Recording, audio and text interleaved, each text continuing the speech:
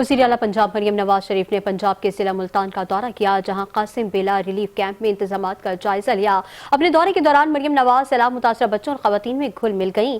उन्होंने बच्चों में चॉकलेट, बिस्किट और वर्दी पैक तकसीम किए, जबकि बच्चों को खुद अपने हाथों से जूते पहनाए।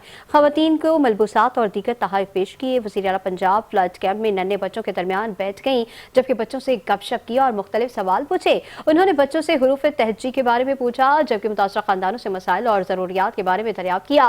मरियम नवाज ने खवातीन को घरों की बहाली के लिए इक़दाम का यकीन दिलाया और टेंटों में सफाई और दीगर इंतजामात पर इजहार इत्मीनान किया। कासिम बेला फ्लड रिलीफ कैंप में हेल्थ, रेस्क्यू और दीगर काउंटर्स का जायजा लिया।